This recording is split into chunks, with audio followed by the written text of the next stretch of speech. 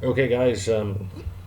So the purpose of my videos is to try to give some advice to people who are either new to South Korea or even China, or those thinking about going to South Korea or China to teach English or teach any other subject for that matter. Um, because when I first went to Korea around 1999, 2000, um, there was no internet at that time. I went to a brand new Hagwon, and I didn't really know much about Korea, and there were a lot of surprises, a lot of things that were really difficult to adjust to, and therefore, I'm trying to make these a few videos just to try to help some people who are either there and have a tough time adjusting, or people who are thinking about going. And there are far more cultural implications than you might realize. So, as I said in previous videos, if you're thinking about going to Korea, my best advice is to go to an established chain where, so for example, YBM had an ad the other day on ESL Cafe or ECC or something like that. So, you want to go to a chain where it's been open for a while, it's stable, and preferred to find out if there's foreign teachers who are there for more than a year, because they will give you advice on what to do and how to do it. It's a very different environment in South Korea today as opposed to the year 2000. So when I first went, I didn't know any of these things. I knew some people who were there, and I ended up going to Wonju, which is east of Seoul, halfway between Seoul and the East Coast, Gangwon-do. And I went to a brand new Hagwon, and they had just opened the doors the day that I got there. It was not a chain. There were no senior teachers, foreign teachers, and um, it was a pretty rough experience. If I told you half the stories, you probably wouldn't believe me. But most of the teachers who went to Korea at that time, there was a group of teachers who left Japan in 1995 and after that and moved to Korea because it was cheap to live there, and you could easily get extra lessons, private lessons, and you could easily save a lot of money because it wasn't expensive. It's different today because Korea is much more expensive today. Specifically the real estate, the rent on your apartment is much more. So when you're going to go to China or Korea, try to go to a place that's established.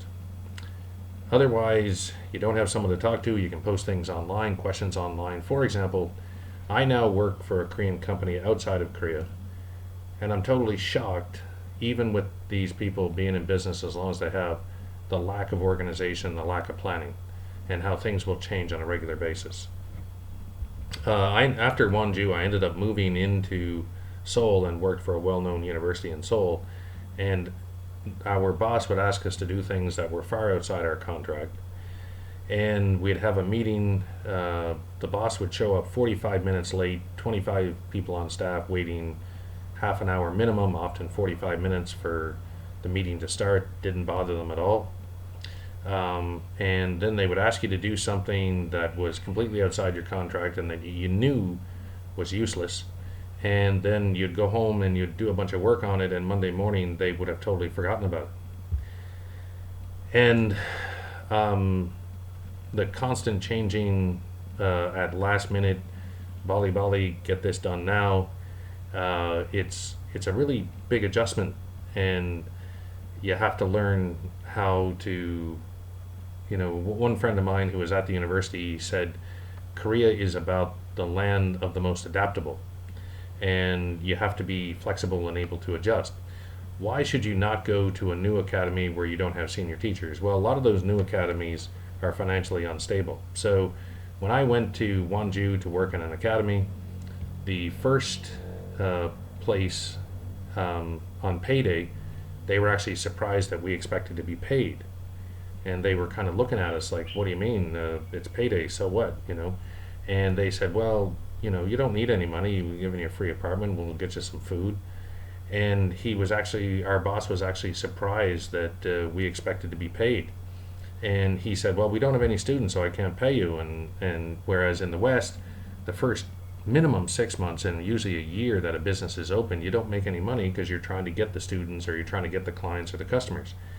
And it didn't seem to bother him. That was a real shock. And I said, why didn't you tell us that? And he said, oh, well, you know. And if you go to a chain that's established and you have teachers that have been there for a while, you can go to them for advice. Another really big deal is when all your students go home from your classes, the manager sits by the phone and the mothers start calling to complain about what happened in class. And not all the mothers, obviously, and a lot of mothers are happy with the way things are going. If you're in an established chain, the curriculum, the schedule, everything is all set out for you, and you don't really have any responsibility for that. But if the mothers will complain about the teachers, they, you know, the manager does what the mothers say, and they deny that, but that's very true.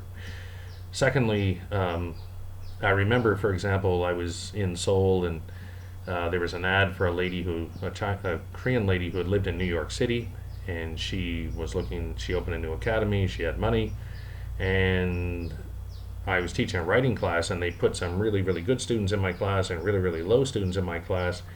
And that's a hard class to teach because and there were some things they just didn't get, and I was repeating it for about half the class. And so one of the good students went home, said to his mother, Jason's going too slow in class. So all my boss had to do was to say to me, the mother says you're going too slow, so speed up in class. And instead of doing that, it was a Thursday or something, and after the day was over, I said, hey, everybody, see you later. Yeah, no problem. Great to see you. See you tomorrow or see you Monday or something. And as I'm walking down towards the subway station, I get a phone call, not from my Korean boss, but from another foreigner. And they said, the boss told us today this is your last day. And I said, okay, why is that? When I just left the place 5 minutes ago. And they said, well, one of the mothers said you're going too slow in class. And all they had to do was tell me go faster in class. And they said, no, just get rid of them. And so I said, all right. And as I'm walking down, another academy is there on the right-hand side. I walked in and I started working there the next day. So there are a lot of adjustments to make, but the most important thing is to start off with an established Hagwon that has curriculum and has a pace in place, and teachers there that can help you out and get adjusted. It's a much bigger adjustment than most people realize.